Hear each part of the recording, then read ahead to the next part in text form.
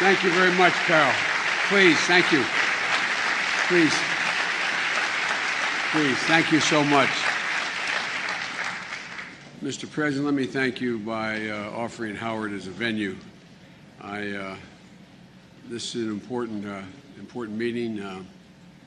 Before I go through the introductions and the recognitions of people, Carol came into my office yesterday, and it was like we'd known each other forever. Although I've watched her, I felt like I know her.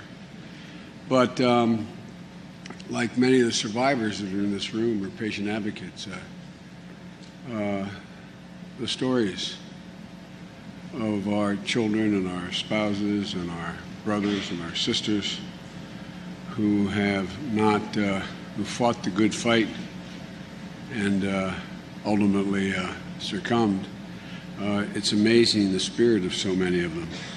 She was telling me about Carrie, and I started talking about, and I will not do this, I promise, about Bo, my son. And I was thinking when she was speaking that he was at 3 different hospitals over a year and a half. By the way, if there are any angels in heaven, they're all nurses. You docs are okay, but they're all nurses. Male and female. You're looking at a guy 2 months in ICU, 2 cranial aneurysm, an embolism. I tell you what, doctor, I used to love it, Stacy, when I'd be in ICU and be looking at all those, all the machines, and you knew that if it flatlined, you had a problem, and you just get tired. You're not in pain, you just get tired and say, I just want to. And next thing I know, the nurse in the ICU, the doctor would come in and say, doctor, here's what we have to do for the patient. And they'd listen to the doctor, yes, doc, right, okay. He'd leave, and then they'd do what they thought was right. But at any rate, what I was thinking about, Carol, is that I believe almost every nurse in a 2-year period who took care of Bo showed up and waited as long as 5 hours in line in Wilmington, Delaware, to be at his viewing and his funeral, which is a hell of a testament to the nurses, but also a testament to our children. Look, Carol has taken her celebrity and focused it on this fight for a long, long time. And I don't think any of us can thank her enough. Like many of you in this audience, you've given your time and your passion and your emotion and your money to deal with this god-awful problem. Dr. Frederick, again, thank you for hosting this summit, for your leadership. Not only is this a great university, but in the medical field, it's in the fight against cancer. You're part of this whole gigantic effort. And excuse, as we used to say in the Senate, a point of personal privilege. One of the executive vice presidents at the DuPont company, who I came up with kind of as a kid when I was a young guy, and he did much better than I did, though. Stacy Mobley here, who is now, I think, you're chairman of the board down here, Stacy, and it's good to see you. And I haven't seen you in a long, long time. But everything that is ever important or good at home, you were always there. And obviously, you haven't changed your stripes in retirement. Let me thank everyone for being here. I want to thank everyone gathered at more than 260 summit sites in all 50 states, Puerto Rico, Guam, and here in D.C., from Miami, Florida, to Anchorage, Alaska, from Milwaukee, Wisconsin, to Lexington, Kentucky, to Hastings, Nebraska, to my hometown of Wilmington, Delaware. Summits are being hosted, serious undertakings.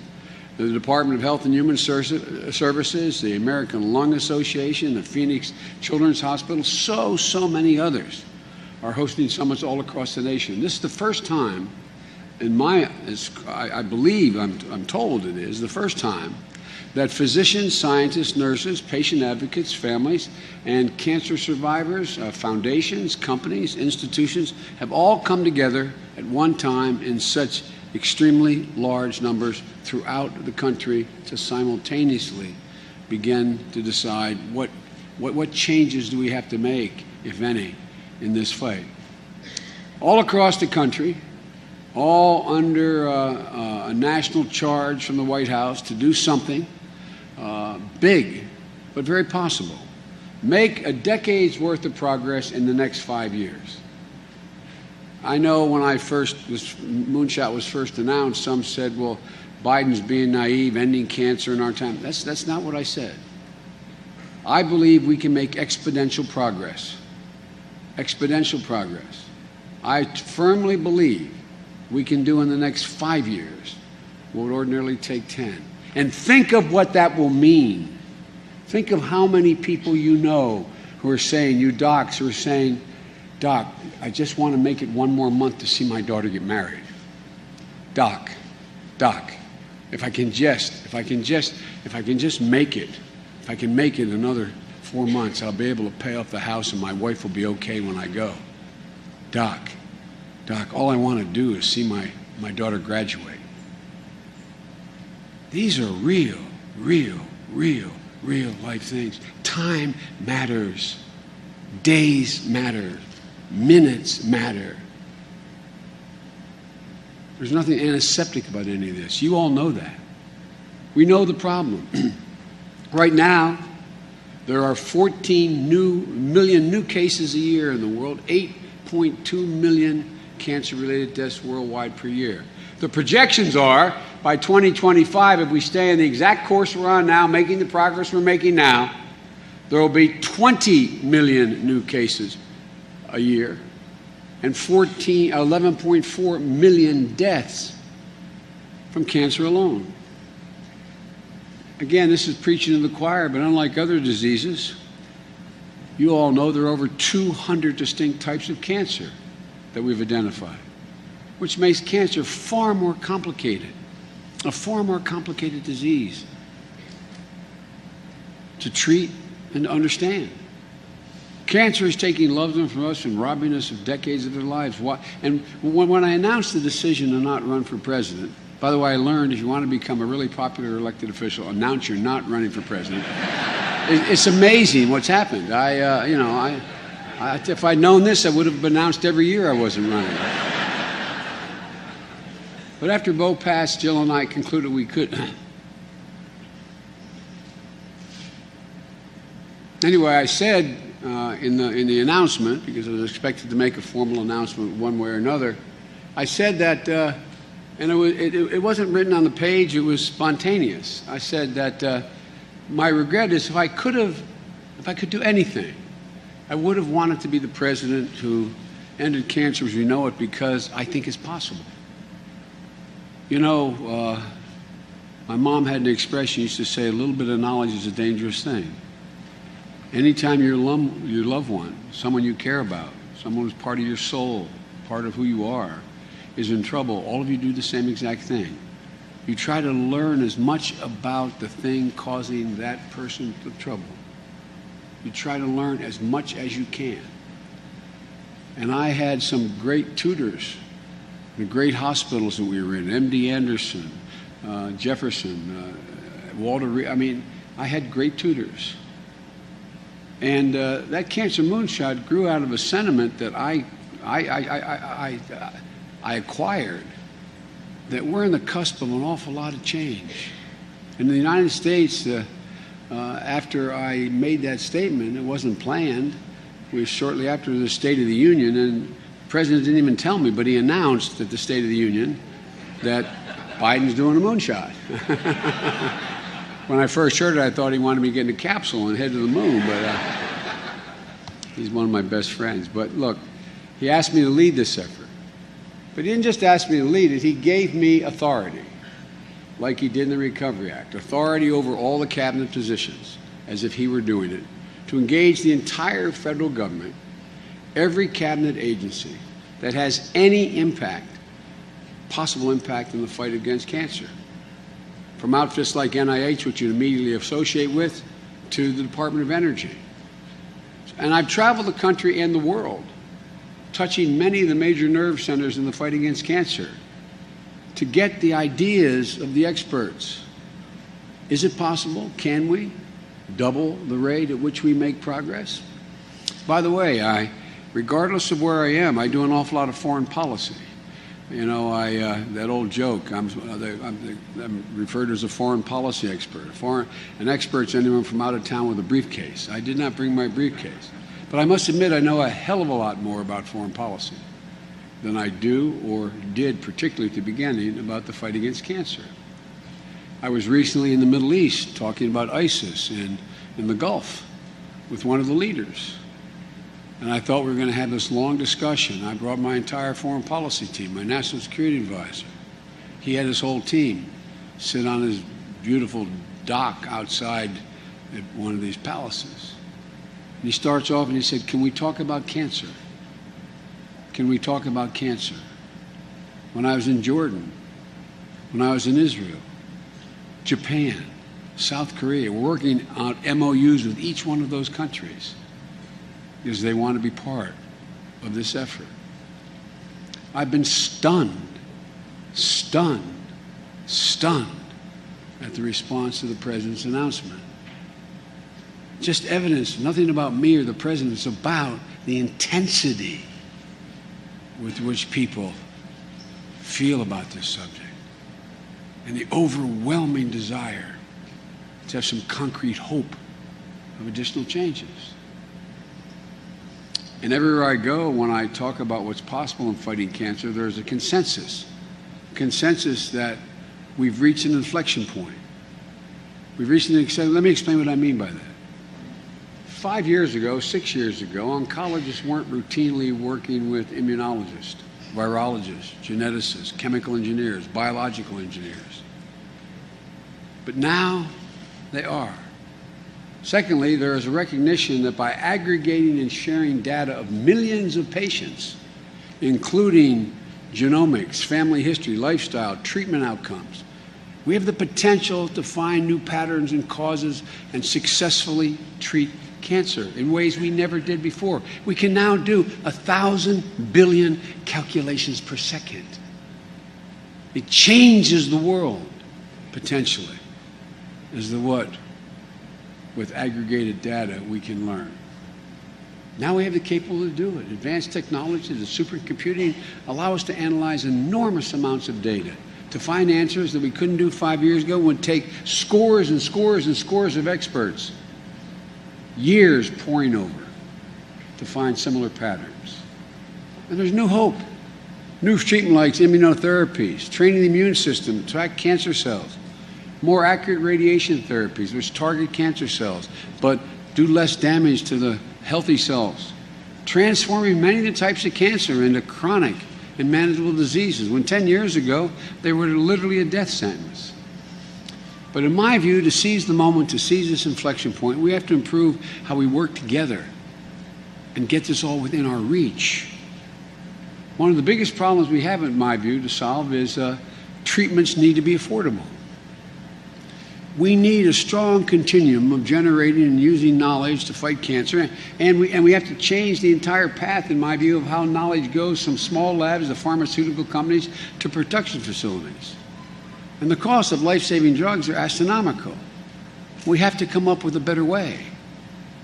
What is the possible justification when a life-saving drug is brought to market? At the time it's brought to market, it cost $26,000 a year. And 15 years later, it cost $120,000. Tell me, what is the justification for that? I'm sure you can identify a lot of other examples. And I know there are hundreds of millions and billions of dollars in sunken costs that reveal that actually come up with nothing. They have to be accounted for. But I want to raise some questions here, and I hope we get some answers. When I began the Moonshot effort, I was committed to bringing together all the human, financial, and knowledge resources we have to break down silos, to seize the moment, and to double our rate of progress. But I'm also committed to doing everything in my power to change the culture that too often stifles that project. Quite frankly, we have to change the culture a little bit, in my humble opinion. There was a report in Stat News that although NIH funding for cancer trials requires the funding, when you get the funding, requires the results of that data be reported instantly, the number of institutions that receive the most funding from NIH funding don't report back to NIH in a timely fashion, sometimes a year or more. NIH scientists themselves, 75% of the time, are late or don't report their results. That's the study. I may be wrong, and I hope the experts here will tell me that's incorrect. But under the law, it says you must report. If you don't report, the law says you shouldn't get any funding. Doc, I'm going to find out whether it's true, and if it's true, I'm going to cut funding. That's a promise. That's a promise. Because all it does is slow progress. And to change the culture, the Moonshot effort is guided by a few missions. We have to reclaim the incentive for research within the research system, promote breakthroughs and faster progress preventing and treating cancer. We have to change the culture of research that turns scientists into grant writers, discouraging risk-taking. We have to change our academic and publication system, reward teamwork and results for patients, not just raw numbers of publications and awards that are granted. And by the way, I said this to 6,000 researchers, hosted by an organization in one of the other cities. And I noticed the heads of the organization were a little bit dismayed when 2/3 of the audience stood up and clapped. Not a joke. We need to be sure that research results are available as soon as they are published so the field can move forward. We have to generate and share, secondly, generate, share, and integrate data with the ultimate goal of enhancing patient care. We have to create better systems to share data and to empower patients to share and use their data in the way they want to. In other sectors like physics and aerospace, scientists share complex information seamlessly and ubiquitously all the time. But somehow, I guess for its hundreds of years of tradition, not in medicine. Maybe there's an explanation. I haven't heard it yet. We have to bring new prevention strategies and diagnostics and therapeutics to patient communities across the world. The first place I'm going after this summit tomorrow is to Cleveland to highlight a tobacco cessation and cancer screening program, a collaboration between George Washington University and Case Comprehensive Cancer Center at Case Western Reserve University. Both Washington and Cleveland have higher than national average smoking rates. Lung cancer rates are higher, especially in areas where few people have access to lung cancer screening. This problem, which we'll hear more about this morning, uses social media and digital monitoring technologies to help people adapt to healthier lifestyles. You all know the numbers better than I do. Prevention can save a whole hell of a lot more lives than anything else we could do. Other screening programs are becoming available that can help detect cancer early so that it can be treated with better chance of success. These new approaches include non-invasive and mobile imaging techniques, new genetic markers that allow us to identify those at risk developing cancers long before they develop. I've been to most every major cancer institution in the country, and some of the work you're doing is absolutely mind-blowing. Liquid biopsies. Liquid biopsies are getting a whole lot of attention and may provide an even better way to screen for cancer very early in the process with a simple blood test. We can reach more people by taking the screening into their communities, just like we did, I might add, with breast cancer and HIV. And, we have mobile vans rolling into all those communities. You helped set up in Wilmington, Stacy, making sure we have a large African-American population who's underserved. We have mobile vans rolling in like in every one of your cities. As these techniques become more and more available and more precise, there's a lot we can do. Finally, we have to accelerate getting treatments to patients by identifying any unnecessary regulatory barriers that exist at the federal level that stand in the way of improving research or care. For example, patients should be able to seamlessly find a clinical trial that might suit a specific condition. Doctors should have an easy way of guiding their patients through the process. But less than, as you all know, 4% of cancer patients enroll in trials that might be key to discovering the next life-saving treatment. Now, I've been in Washington State, I've been in Nevada, I've been in California, I've been in Florida. I've been to, I think, 11 of the most highly funded and most reputable cancer research centers in the world. And they talk about how will they be able to get this life-saving capacity out to rural communities, Indian reservations. The one thing about you docs is, you became docs for a reason. You're devoted. You care. You care a heck of a lot. And it surprised me and pleased me to see how intensely the medical community is talking about the need to get services to at-risk communities that weren't available right now. Online clinical trial database has proven to be far too complicated for most patients and most local oncologists to be able to navigate. So under the Moonshot, we're creating a new trials.cancer.gov to help people learn about and get access to cancer trials. It will also be, I hope, a significant benefit to the pharmaceutical companies who are conducting trials and many times have trouble finding enough people to be in the trials. As advanced as we are, the idea that we can't come up with an app that accurately and is able to be used, that has all this data on it, is surprising to me. You know,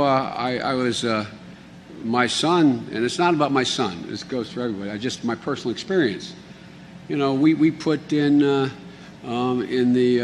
Recovery Act, which the President asked me to manage, over almost $1 trillion, $840 billion we spend in 18 months. And by the way, with every outside study, less than 0.2% waste or fraud. And in that, we thought we were going to change the way we govern, and we decided that electronic record keeping would help the medical community a great deal. So we put $35 billion in. It all got spent. Guess what? The 5 systems can't talk to one another. I mean, think about it. Now, we're not computer scientists. My son Bo had allegedly he was in a trial of one, anti-PD-1 and a viral injected into a stage 4 glioblastoma, requiring him to, on a multiple times in the day, do an MRI to see the progress.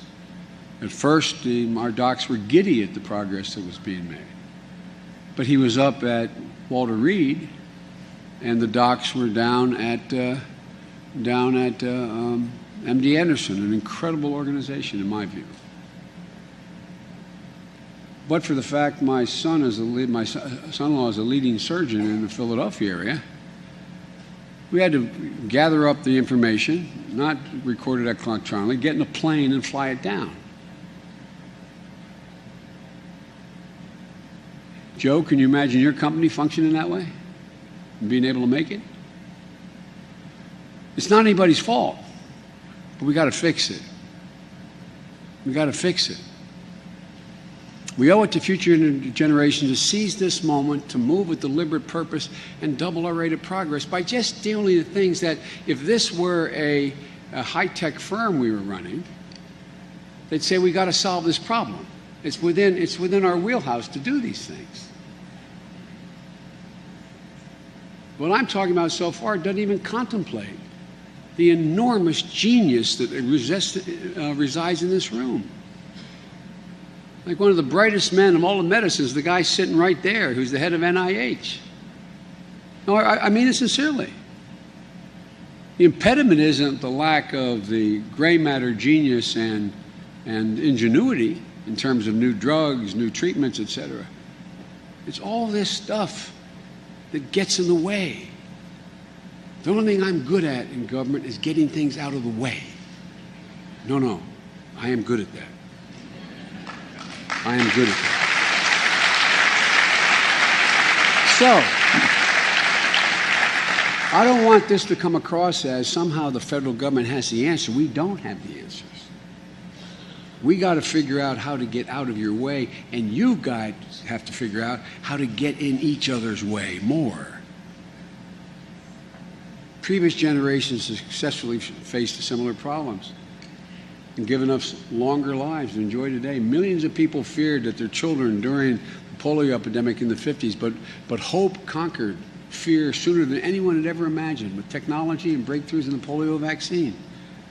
Look at what you've all done in HIV/AIDS and how you've aggregated capability and the progress is made. Cancer is not going to be conquered by any one thing. But I believe it's a challenge. With your brilliance, we can win if we're devoted to winning it in a timely fashion, meaning yesterday. Today, we're announcing a series of measures being implemented by government agencies, private companies, universities, institutions, and foundations that address some of the problems and move us toward a goal of doubling that rate of progress.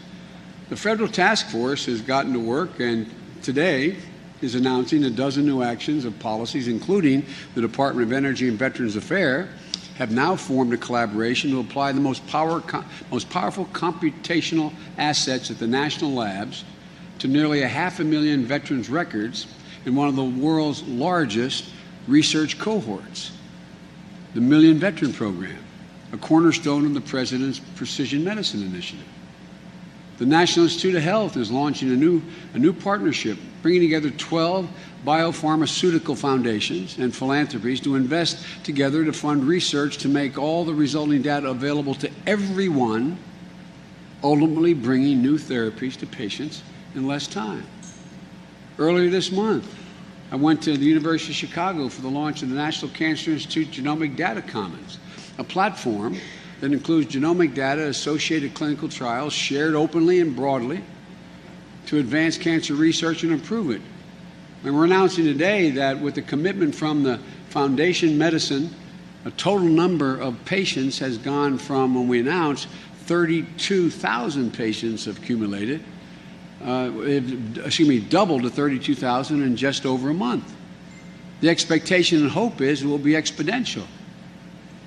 Private, philanthropic, academic, patient advocacy communities have answered the call, including the Breast Cancer Research Foundation. Inspired by the Moonshot, I'm told, call for a collaboration and commitment is doubling their annual research investment from $50 to $100 million, aiming for a cumulative investment of $1 billion by 2021 to speed up connecting the dots, as they say, between molecular information we can amass and our understanding of cancer, to accelerate turning new discoveries into effective treatments. Open, the Oncology Precision Network, a partnership between Intermountain Healthcare, Stanford Cancer Research Institute, Providence Health Services, Catholic Health Initiative, the Henry Ford Health System, and Synapses. I think I'm pronouncing it right, Synapse.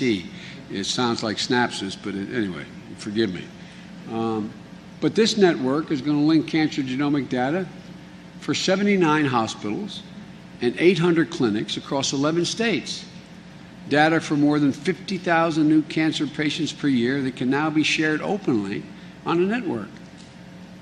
A company called DocGraph will use Medicare claims data released because of the administration's open data effort to publish reports describing Medicare patients, how they move through the healthcare system in years before and immediately after a cancer diagnosis. The report will show how factors such as geography, type of physicians and providers they see, their treatments, their pathways, affect the patient's experience and affect the outcomes. Through a collaboration with Destination Brands International and Mount Sinai Medical Center, the city of Miami Beach is providing dozens of free sunscreen dispensaries on their beaches, their parks, their public pools, for residents, for millions of visitors every year. I might add parenthetically, there's been no real progress in sunscreen, new sunscreen applications in, I don't know this for a fact, I think it's almost 2 decades. It's a long time. In response to Cancer Moonshot and the focus on prevention, Miami Beach is going to continue this program at least until 2021. These are just some examples. There are another 30 other announcements we're making today. In the early 1900s, a bone surgeon in New York named William Cooley, following pioneers like Koch and Pasteur and von Behring, developed a theory that most surgical infections, post-surgical infections, help patients recover better from cancer by provoking the immune system response. He began injecting patients with streptococcus and dead bacteria, which became known as Cooley's toxins. When he did, the patients survived a little bit longer. Following pioneers like Cooley, scientists today are developing immunotherapies that have a chance to make the threat of some cancers a distant memory. Imagine a day, perhaps when my grandchildren have children of their own, when the threat of cancer is a distant memory, when their children can be vaccinated for cancers as routinely as we vaccinate for measles and mumps, and other cancers can be treated and cured, made into chronic conditions. Folks, I've spent the better part of the last year trying to learn as much as I possibly can, to become as informed as I possibly can. And yet I'm not informed as many of you in the audience. I can tell you more about the PSI of an SS-18 Soviet silo missile than I can about some cancers. But I've worked hard, and I've gotten a lot of help. And I think I'm in a position to say, without being totally naive, that we're on the cusp of breakthroughs that can get us there. The goal of the moonshot is to propel us forward today. Supporters and skeptics alike ask us, what's the moonshot? The moonshot is all of you, people listening in these all around the country, all of you jumping in, doing what you can to help prevent, change lifestyles, detect, treat cancer. It's everyone who spends nights and weekends in their labs looking for the next breakthrough. It's the patients who are being treated for their cancers, hoping they can return to their lives and their families. It's patients starting foundations and companies to develop cures for their children. It's organizations like NIH and the Department of Energy. And as small as Alex's lemonade stand, trying to understand cancer and help patients defeat it. The moonshot is carrying the hopes and dreams of millions of people who want us to succeed, make a difference in their lives and their families. Not someday, but now. The work we're doing and the work you're doing together, I think, can fulfill many of those hopes. Cancer touches everyone in some way. We all have reasons for being here. Survivors, patients, families, friends, physicians, researchers. But almost every one of us in here has lost someone relatively close to us. We're all here because we can do something about it. And that's what Jill and I decided to do when our son Bo passed. Part of the moonshot, as my view, from my perspective internally, is honoring the Bo, the life he lived with courage and never giving up hope. This isn't about him. It's not about a single person. It's about us.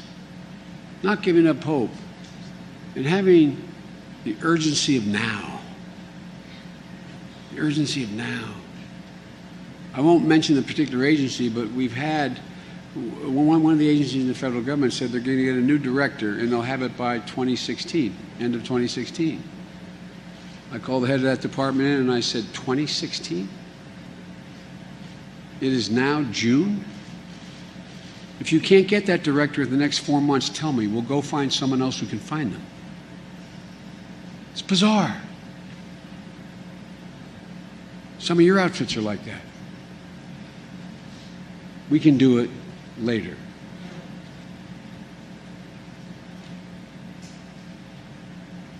Because these are breakthroughs that are just beyond our grasp. So we need each and every one of you. I challenge all of you to think anew about the scourge of cancer. Go beyond your comfort zone. Set and achieve goals that are going to change the way we do this. Think about it tomorrow. Look, I'll conclude by saying that I know I'm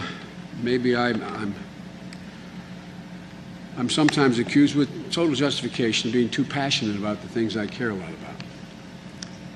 But when we were doing the Recovery Act, and I was in charge of making sure that my money got spent wisely, and I met with the cabinet 16 times. I met on the telephone for at least an hour with every single solitary governor but one, most every mayor in the country, and most every county executive. I mean, enlarged from as few as one to as many as 80 at a time. And there was one program we had, I won't mention it, but we weren't able to get out X percentage of money, it was $28 billion, that would have an incredible positive impact on energy and on the consumption of energy. So I turned to the head of one of the departments, brilliant guy, and I said, why hadn't this been approved yet? And this person said, I have a 30-person department that has to go through it. I said, okay. And I turned to the other department that was involved, and I said, why hadn't this been done? He said, I have a 28-person department. I looked at my watch, and I said, well, it is now 11 after 10. And at the time, it was a Tuesday. If you guys don't have this settled by 11 after 10 on Thursday, I promise you I'm stripping those departments. Son of a gun. It was done, and well. It was well. Guys, some things you cannot rush. They take time. But some things, the only reason they're not happening, it's not we don't know how to do it. We're not urgently focusing on what has to be done. Finding a director, I promise you, if we lost a director, God forbid, of the CIA, I promise we'd have one very shortly. We lost a general on the battlefield, I promise you we'd have one very shortly. So my plea with you is, and I know most of you are working, not a joke, I know most of you are working 17, 18 hours a day. Help me today be able to go back to the president and tell me what I should be doing, what we should be doing to increase the collaboration, expand the base of knowledge, and have a greater sense of urgency on the mechanical things, on the structural changes that make a difference. You're extremely gracious to put up with me. We need you badly, and I really do believe it's within your power to fundamentally change and turn despair into hope. Not cure everything, but turn despair into hope a lot sooner than later. Thank you for the bad news for you. I'm here the whole day. I'm participating in your roundtables. I wish you luck, and help educate me. I mean this sincerely. Help educate me is the best way to go about doing what we need to do. Thank you so very much.